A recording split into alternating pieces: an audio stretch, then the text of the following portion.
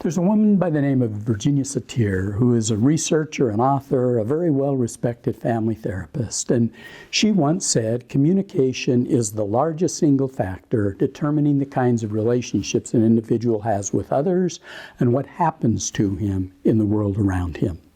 She went on to say how he manages his survival, how he develops intimacy, how productive he is, are all largely dependent upon his communication skills. Well, makes sense to me. Communication is at the very heart of our relationships.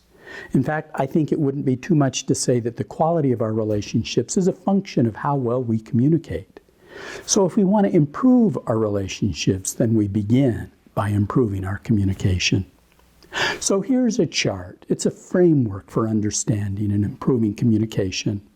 Let's look at the two dimensions that make up communication. One dimension, the vertical dimension, is called assertiveness, which has to do with concern for self.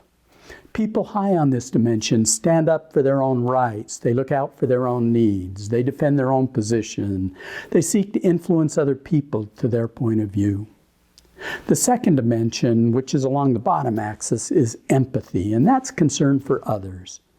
People who are high on this dimension are sensitive to the needs and the opinions and the feelings of other people. They want to hear other people's opinions and take these into account as they make decisions. By combining these two dimensions, we come up with 4 styles of communication: dominate, avoid, accommodate, and collaborate. Of course, any of us can fall anywhere along either of the dimensions of the model, and so not everybody is a pure, or I could say an extreme type. But I do believe that everybody can be characterized as having a pretty natural tendency in one or another of these quadrants. Notice from the chart that when we dominate, we're high on assertiveness, low on empathy. When we accommodate, we're high on empathy, low on assertiveness. When we avoid, we're low on both assertiveness and empathy.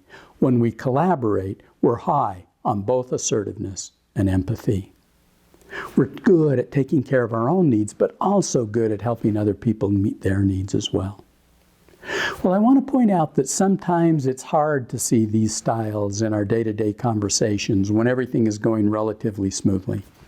The styles become most apparent during disagreements or during conflict, when emotions are aroused, when the stakes are high, when outcomes are uncertain, when opinions vary, which is why the model is so important as we discuss conflict management. So I want to explore these 4 styles in a little bit greater depth. Dominators are people who, as I said, impose their will on others. They try to get them to do what they want, and they don't have a lot of regard for others' thoughts or feelings or needs. Dominating behaviors look like lecturing and arguing and defending, belittling, controlling, attacking, blaming, pointing the finger, shaking the fist, refusing to listen, being sarcastic, interrupting, taking over the conversation, being bossy. And those are extreme behaviors of dominators, but those are the kind of behaviors that you will see from dominators. Dominators do not like to be wrong, and they don't like to lose. So their strategy is to convince, control, even coerce other people into thinking and doing or believing what they want. They tend to say things like, you must, or should, or ought to, my way or the highway, you always or never, that's dumb, why don't you, you ought to know better than that. They remind me of a friend that I was talking to recently. He and his wife had gotten into an argument and couldn't settle it. Finally, in attempting to bring a little bit of peace, his wife said, okay, I'll admit that I'm wrong if you'll admit that I'm right. Okay, he agreed. So she mustered all of her humility and said, I'm wrong. To which he replied, you're right.